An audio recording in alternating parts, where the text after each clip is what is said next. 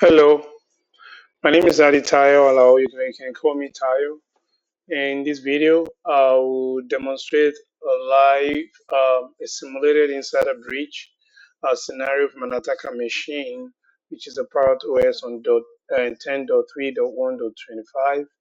And I will be targeting an Ubuntu victim machine on 10.3.1.200.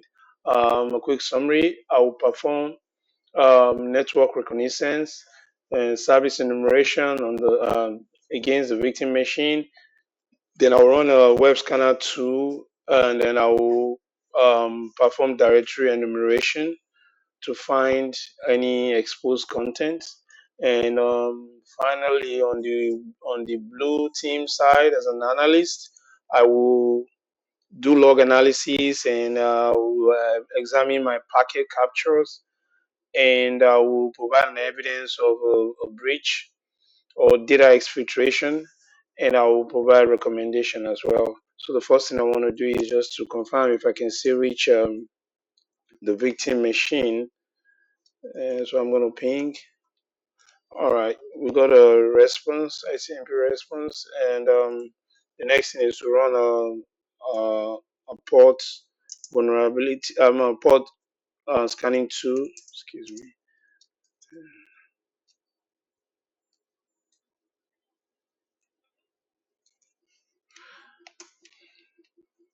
At this moment, I'm going to pause the video because this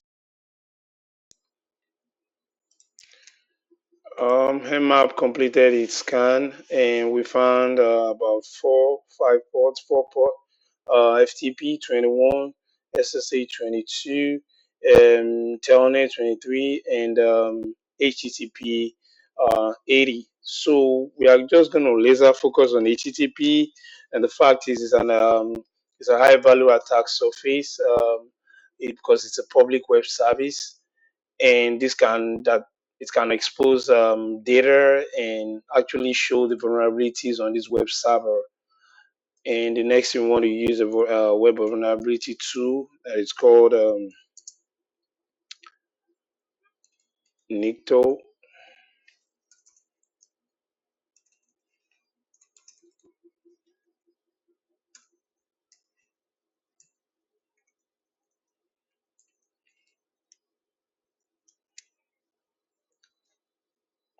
I'm going to leave Nikto to complete his scan.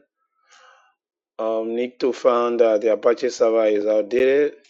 Outdated Apache server is probably open to vulnerability.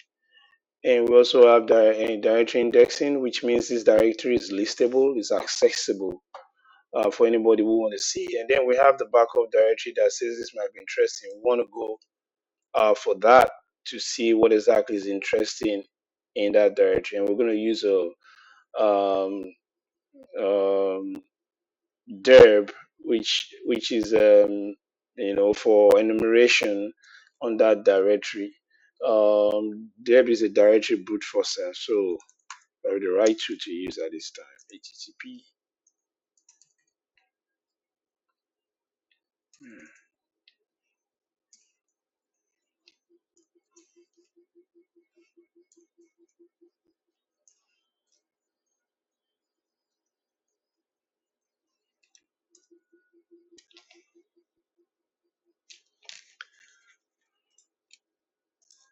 Screenshot of this would be nice. We're gonna take a screenshot real quick. So Deb completed its scan, and it provided us with the same interesting directory. So we're just gonna open it real quick.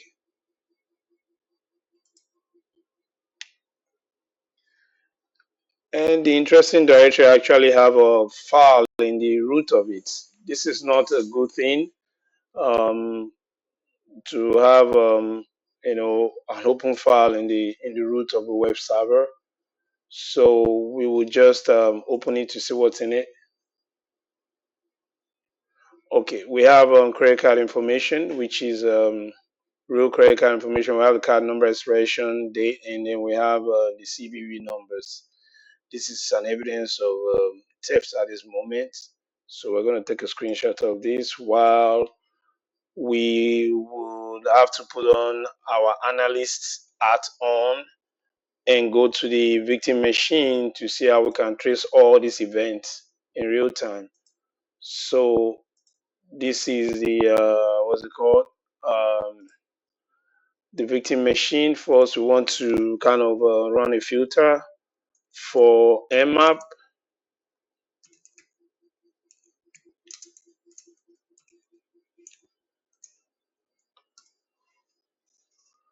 So there is all the list of evidence of Nmap. We have the what is it called? We have the we have what's it called? We have the source, the timestamp, and then we have the destination, and we have a proof of it here, user agent Nmap scripting engine. So we're going to take a screenshot of this also as an evidence of Nmap being used against this computer. We'll do another filter, which is for the web vulnerability tool, which is Nikto. Also, we have evidence of Nikto being used on this computer. We have the put method. Our put method is usually showing that Nikto is trying to upload a file to test how vulnerable the computer is. So we're going to take a screenshot of this too. We have our full evidence that Nikto and Nmap is being used on this computer. And we have a timestamp on that, and we have the source and destination. So we have to go further. We just go into the logs to see what and what we can find, because the log will show more evidence of what we have just stated. So we're going to, cut through the log first.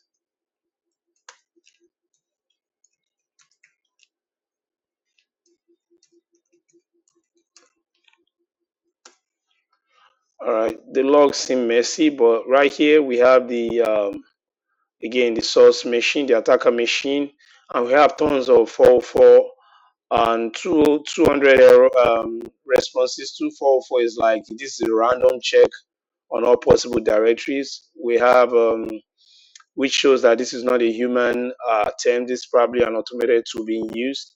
So let's filter down to the tools that we checked earlier on to go further into to see their signature in the log.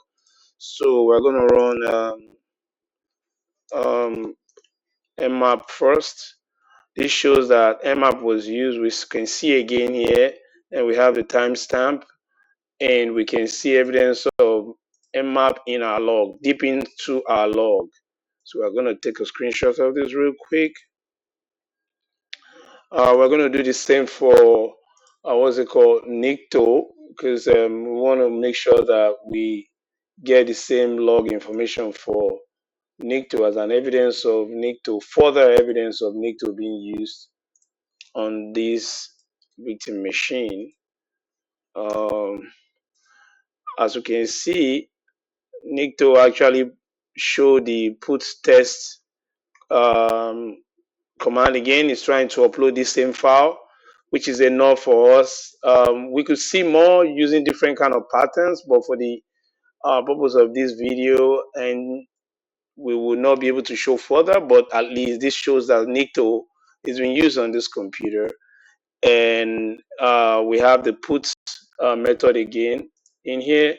So to go further, whenever Nikto is used, possibility of a directory is being accessed, we are looking for a vulnerable directory, or we are looking for any web application vulnerabilities. And if it's a directory, we can actually think of a directory brute forcer. And what the directory brute forcer would usually look for is like the admin directory, the config directory, or backup directory. But for the purpose of this video, we just trace it down to the backup directory, and we're going to check a brute forcer called Dirb. So Dirb actually has been used, as we can see. And then we're going to take another screenshot. And these are instances of Dirb on this computer. But we want to go further. What would Dirb have seen? Like we said, we have about 3 directories we can guess in our head. And for the purpose of this video again, I'm just going to track it down to the backup directory. I know we have the admin. We can go further. Again, we have different kind of patterns we can use um, to provide more evidence of this.